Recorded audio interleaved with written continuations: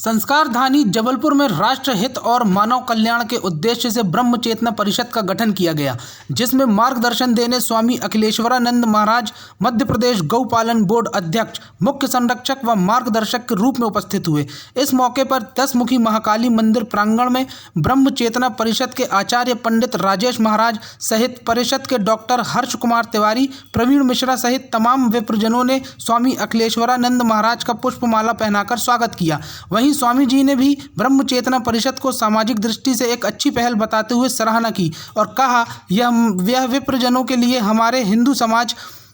व संस्कृति के लिए एक उत्तम और अच्छा कदम है। इस मौके पर समस्त विप्रजनों ने भी ब्रह्म चेतना परिषद के बैनर तले बेहतर सामाजिक और आध्यात्मिक कार्य करने का संकल्प लिया।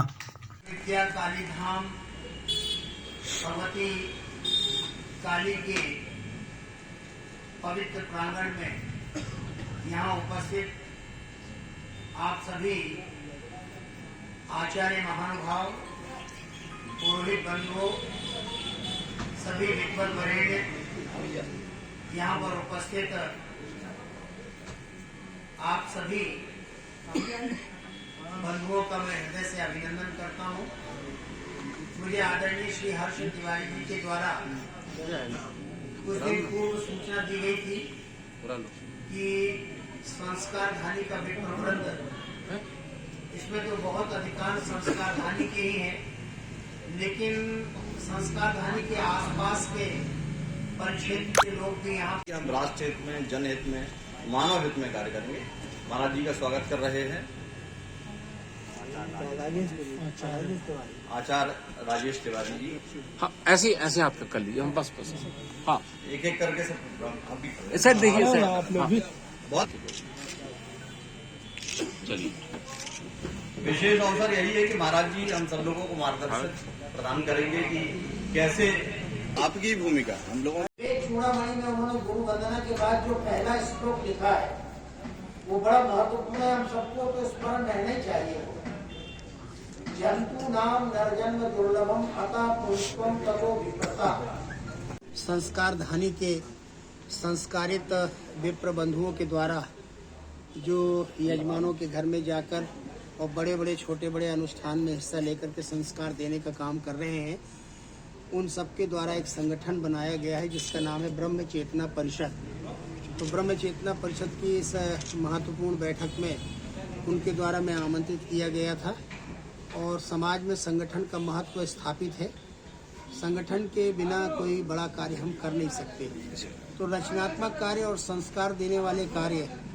और देश की एकता, अखंडता और सामाजिक समरसता के भाव को जगाने के लिए, क्योंकि सामाजिक समरसता भारतीय संस्कृति का मूल स्वर रहा है और सृष्टि के आदिकाल से रहा है। इस मूल स्वर को प्रखर करने का काम हर युग में संत महात्माओं ने और इस प्रकार के विप्र बंधुओं ने जो वैदिक मार्ग के अनुयायी होते हैं, सनातन जीवन मूल्यों के साथ जीने का अभ्यास करते हैं और लोगों को जीने की प्रेरणा देते हैं, ऐसे विप्र बंधुओं के द्वारा, और जिसमें प्रमुख रूप से आचार्य पंडित राजेश महाराज जो संयोजक हैं इस ब्रह्म चेतना परिषद के, उनके साथ बैठ करके और इतने सारे विप्रों के साथ विचार विमर्श करने की दृष्टि से मुझे बुलाया गया।